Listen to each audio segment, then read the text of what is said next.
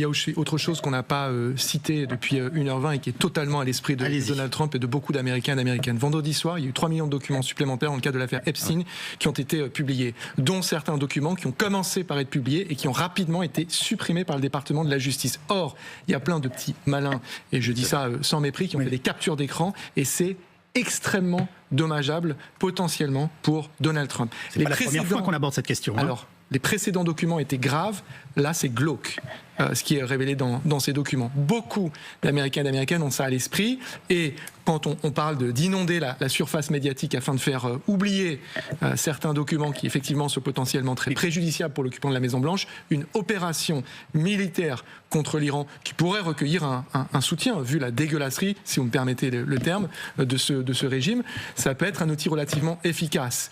Surtout si ça, comme l'a très bien expliqué le général Yakovlev, doit se prolonger et que ça finit par se compliquer et que ça monopolise l'entièreté de la conversation à l'intérieur et à l'extérieur du pays. Donc je pense qu'il faut essayer de ne pas tout le temps décorréler, surtout dans l'esprit de Donald Trump, les affaires de politique intérieure qui ne sont pas toujours bonnes pour lui, celle-là en particulier, de ce qui peut animer la prise de décision. J'ai trop parlé, donc laisse quelqu'un d'autre parler. Grégory Philippe, juste là-dessus, et après on ira sur l'Europe si vous voulez. J'ai un contact à Miami qui regarde LCI et les télévisions américaines, et il me dit, et il me dit, mais vous faites de l'Iran, etc. Nous on est sur le dossier Epstein. Il dit, j'ai les télés américaines, elles sont à fond sur le dossier Epstein. Pourquoi est-ce que vous êtes 24 heures sur 24 sur l'Iran en ce moment? Voilà, déjà, la capture de Maduro est arrivée après quoi? Après les premières révélations du dossier Epstein. Et donc là, évidemment, Trump pourrait être amené à intervenir en Iran ou faire autre chose, une dinguerie pour faire oublier ce qu'il a aux fesses. On parle d'une jeune de 13-14 ans. Je vais pas rentrer dans les détails parce que j'attends d'avoir des informations confirmées, mais logiquement, on parle de ça. Donc évidemment, ça fait beaucoup parler, et à juste titre. Mais écoutez ce qui a pu se dire sur BFM TV, par exemple, et en France, le traitement de cette info, et j'ai envie de dire sur ce thème, pose beaucoup de questions. Aux États-Unis, toujours le dossier Epstein de nouveau sur le devant de la scène. Oui, plus de 3 millions de pages, dont 2000 vidéos et plus de 180 000 images.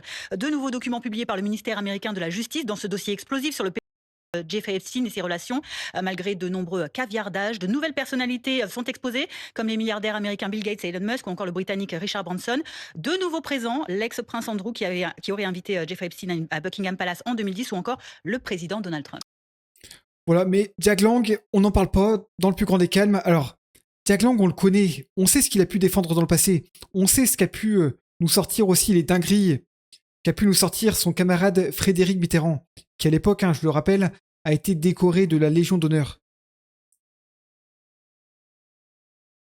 Et c'est pas tout. Donc on sait que Jack Lang était en lien avec Epstein, donc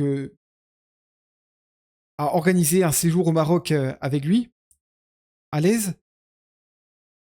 Et est-ce qu'on avait besoin de ça pour savoir ce qu'est Jack Lang et comprendre à quel point la justice n'est pas au rendez-vous quand il s'agit de condamner certains personnages sur des thèmes qui sont pourtant beaucoup trop graves, évidemment. Et il n'y a pas que lui dans le dossier Epstein. Regardez. Un proche de Nicolas Sarkozy est mis dans l'affaire aussi. Mais pour BFM TV, apparemment, c'est une info qu'ils n'ont pas réussi à récupérer. Quand on voit comment les médias français ont peu traité cette affaire, le dossier Epstein, le dossier Didi, à l'époque, parce qu'il y a des Français qui sont trempés dans l'affaire. On sait que Epstein avait des appartements à Paris, dans lesquels il recevait des Français. Alors là, on va apprendre. Alors, certains feront tout pour pas qu'on apprenne la vérité. En tout cas, la position de la France, la position de nombreuses personnalités en France vis-à-vis de tout ça. Voilà. Une justice à deux vitesses, déjà. Ça, on peut le voir dans notre pays.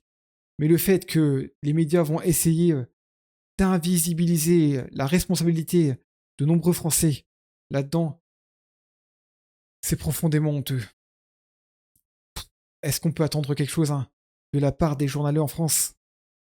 Je vous rappelle qu'il y a eu quand même le 6 janvier aux États-Unis. Enfin, quand il a fallu rendre le pouvoir, il ne l'a pas rendu. Il y a eu l'assaut du Capitole. Je pense que la prochaine défaite, quand il devra rendre le pouvoir, ça sera pire.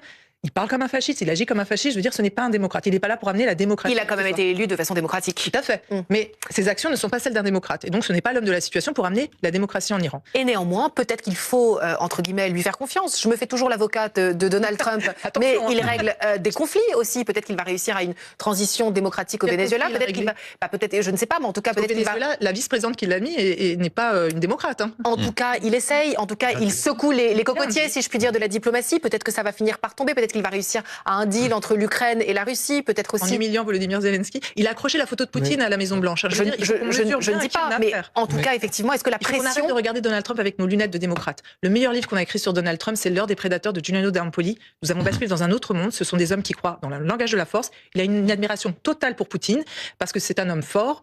Il méprise les démocrates qui parlent le langage de la diplomatie et du droit. Il va à l'épreuve de force et peut-être qu'il va obtenir un deal parce que je suis persuadé que le gouvernement iranien veut durer. Bon, après, le terme démocrate, venant surtout de la bouche d'une candidate du Parti socialiste, c'est à prendre avec des pincettes. Parce que quand on voit les affaires qu'a pu défendre Biden aussi, lui qui a essayé, enfin qui a gracié son fils, on sait tout ça. Donc bon, démocrate, ouais, on peut parler de démocratie, mais le terme démocrate a été sali par de nombreux gens qui se sont dits de gauche et qui ont mené une politique de droite.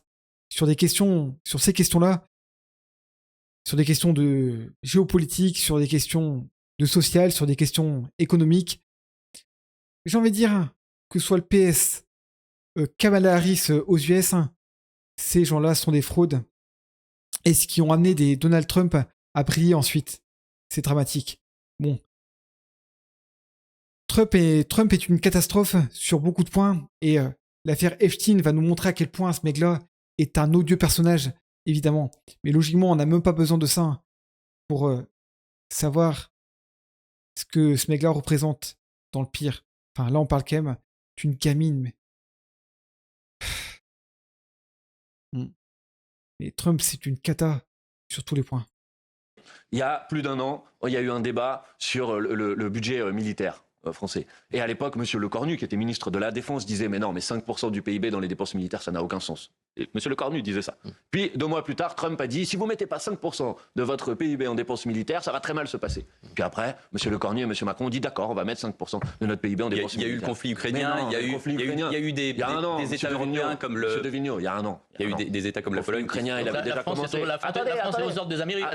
Écoutez. Au mois de juin, M. Trump dit « On va vous mettre 30% de droits de douane. » Mme von der Leyen court le voir et négocie un accord 15. où elle accepte 15% sans aucune contrepartie. Donc il y a une série de décisions. Et moi, je vais vous dire, les décisions de Emmanuel Macron et de Mme von der Leyen, en quelque sorte, ont donné à Donald Trump une autorisation de nous agresser, une autorisation de nous menacer, puisqu'il se rend compte qu'à chaque fois, on cède. Donc pourquoi vous voulez qu'il change d'avis? Donc voilà, c'est avec ça qu'il faut tourner la page. Et c'est la raison pour laquelle je souhaite cette commission d'enquête, pour que, stop, à un moment, on détermine les responsabilités et on crée enfin les conditions de notre indépendance.